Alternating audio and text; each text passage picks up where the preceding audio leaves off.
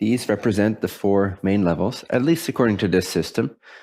You could add sort of sub-levels of subtlety, but I think this kind of covers most of the ground in terms of the fineness versus grossness of the elements of experience that you'll be dealing with in this life anyway.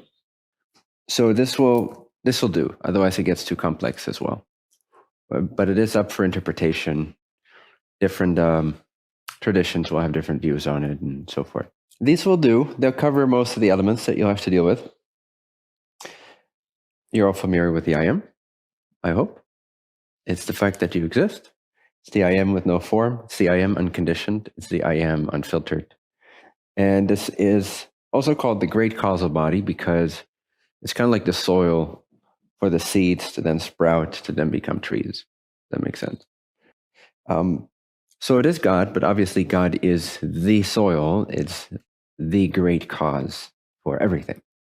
So it's the great causal body. Then more specifically, we have the causal body. And subtle, mind, thoughts, symbols, imagination, and then the physical, the world that you're familiar with. I'll go a little bit deeper into that in a second. I chose to represent it like this, kind of imagining the I am to be the first person view from which you're looking out into the world. So these concentric circles of subtlety, if you will, kind of point to going more within, if you will. Does it make sense? Yep. Okay.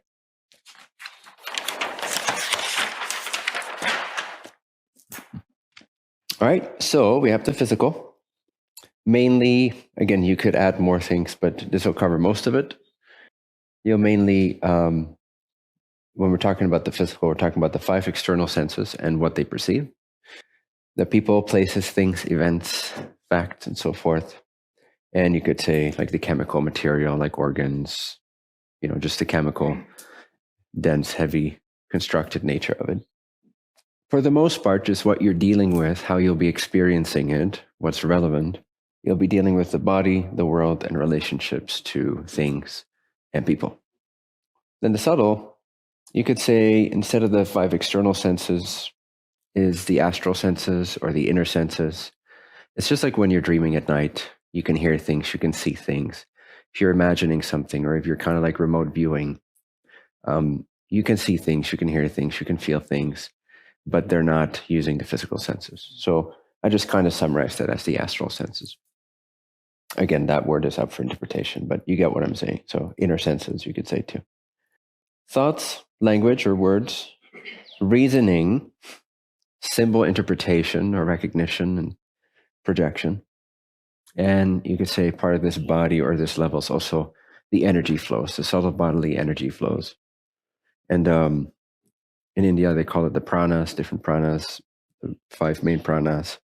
But it doesn't really matter too much. I mean, those are systems of exploration. Anytime you feel energy moving through, shifting, vibrational, emotional, and so forth, is largely would belong to the category of the subtle or energy body. Feels like, to sort of summarize it, feels like thoughts, feelings, and imagination. That's going to be what you're mostly dealing with, unless you do a lot of energy, bodily energy work like Kriya Yoga or Kundalini Yoga or something like that. Then, or healing, then you'll be dealing also quite a bit with the energy flows directly. But for the most part, for most people, interacting with the subtle body has to do with thoughts, feelings, and imagination. Then we go a little subtler yet, even though it's not called the subtler body, but it is subtler than the subtle body. So this is the causal. Causal already reveals something, which is it's the cause of what you perceive. It's the cause of the visible. It's the cause of these.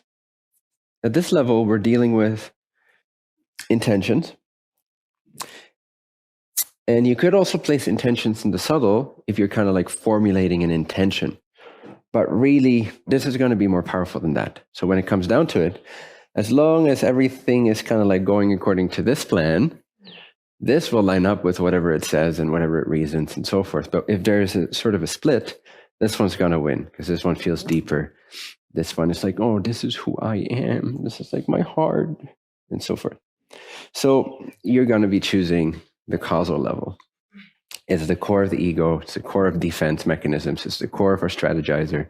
It's where the gremlin likes to live, which is really just, we call it a gremlin, kind of like, or we call it the ego, or we call it whatever we call it, the imposter, the hijacker, to give it a sense of like it's not you, so you can begin to explore it.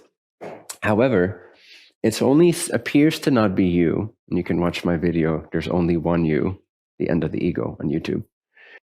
It only appears to not be you because you're aware of this and not of that.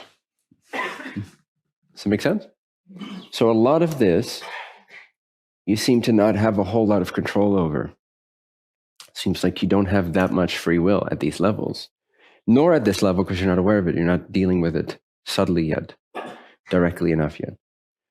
So this produces sort of a thinker on your behalf, a strategizer on your behalf. And what you're going to do, there's nothing else for you to identify with except for that which you experience. You're not going to experience with some earthworm in China because it's not part of your experience. So even though this is no longer, doesn't really appear to have your free will, and these are expressions of a core perspective here, so it's going to be like a gremlin that's living in your body. And often you call it you, or you think that it's you. But we call it a gremlin to create that initial space or distance. So you can see, hey, what's going on? This is not really me. These are just thoughts that appear. This is not really me. This is just a strategy that comes up. Manipulation. Why am I doing that? And so forth. And through that questioning, first calling it something other than you, like the gremlin, now the question and investigation starts, and you can go to the causal level, begin to investigate, what must I believe is true? What is the core perspective that gives rise to this sort of semi under my control little creature that just kind of seems to want what it wants and does what it does and feel what it feels and have the patterns of communication and relationship that it has and so forth. So Neville Goddard, for instance, since we've been kind of dealing with some of his work lately, he suggests more or less, of course, he hasn't used the system, but more or less he says free will only exists at this level. There is no real free will at this level. Well, he says at this level, so kind of a crossover here. But at this level, there's no free will. But I would argue that even at this level, you could say, from this way of looking at it, there really isn't any free will. Because it's still a manifestation of the causal level. So, but Neville says something similar, that the only free will that you have is in the ideas that you select, the belief you select. You have the freedom to select an idea.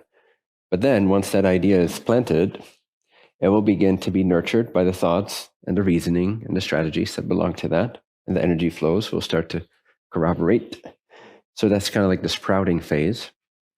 But the seed's already planted. So in that way of thinking, even free will doesn't even really exist at this level. It does, but in this way of thinking, it doesn't. And then naturally, the deeper, what's that word? Compulses? Can you say it that way? No, right? Compels? Yeah, compels. Well, it's experienced as a compulsion, but from this level to there, it's compelling, right? This compels that. So yeah, this compels that compels that. So these are more or less slaves. Now you can make some adjustments here, but if you're trying to make an adjustment here that's not adjusted here, and they're contradictory, you're going to have a lot of trouble, a lot of effort trying to rearrange that pattern, simply because this is so much more powerful. Everything going well online? Can you see and hear me? Great. Okay, cool. Sweet. So intentions, beliefs, assumptions, things you assume right now that you don't know you're assuming. Perspective, you could also say point of view, where you're looking from, where you're coming from. These are the first things you're kind of witnessing, your thoughts, your reasonings, and then it will result in this. But what is the point of view that is witnessing these things? Because there's lots of other things in the universe to witness that you're not witnessing. It's because you don't have the point of view to witness it. Because your causal level self has collapsed around a certain theme, an incarnational theme, certain lessons you want to learn, certain desires that gave birth to this incarnation, and within this incarnation, furthermore, desires that you develop from there. So this is the planting or selecting phase. You could also say it's the seed, the inception of an idea. Oh yeah, and a state of being or vibration. Like, what's your core vibration? You could also get in touch with the causal level like that. What's the core vibration? Not just what are my thoughts vibrating at, but what is the paradigm, the context for it all.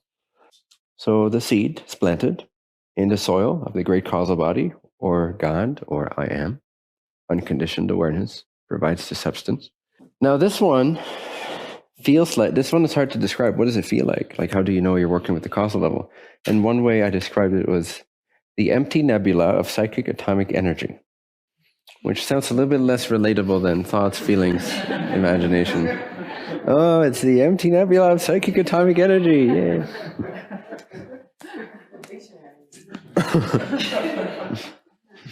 So when you go really deep, you've heard me, I'm not going to go too deeply into this aspect of the four bodies. If you're interested, I explain more about that in the Global Enlightenment course on YouTube. It's like 8 videos, full-size videos. Global, what? Online Global Enlightenment Retreat on YouTube. So check it out if you want more background on the bodies. But specifically here, I want to give you the tools to kind of work with the causal body when it comes to rearranging who you are, choosing a new state, occupying a new state, healing old vibrations, basically shifting who you are and what you'll be creating in these levels of your life, which I didn't go into in that retreat. But what I did share in that retreat is that the causal body, at least initially, is kind of experienced like a blank or like a space or like a nothing. If you imagine kind of stopping the mind, but not being like fully bright, awake, enlightened, but just like you just stop thinking for a moment. You kind of drop into sort of a calm, peaceful, dark room almost, or dark space. Does that make sense? So then that's you kind of retreating your consciousness to the causal level. Now, if you kind of stay there and you imagine or understand that at that level, in that nothingness, in that sort of dark space or dark room, which is similar almost to sort of a state of deep sleep. If you picture that, that's kind of the soil in which the seeds are planted. So there's energy there. It's just not visible in the way that you are used to things being visible. So it's going to feel different than what you're used to. You're going to perceive it in a different way. And one way to describe it is empty nebula of psychic atomic energy. So if you imagine, I'll refine this. This is the first draft.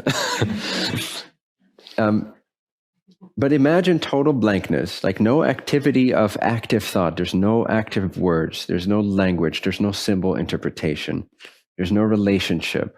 It's just like a dark blank, like a vast dark blank, a deep, peaceful, almost like sleep-like dark blank. Now within this space, if you will, if you start feeling into the core or root of a belief, a perspective, something that you've learned when you were younger, for instance, like I'm not good enough, or I'm not whole, or I'm unworthy, or you also have positive belief systems, don't get me wrong, but they typically work for you.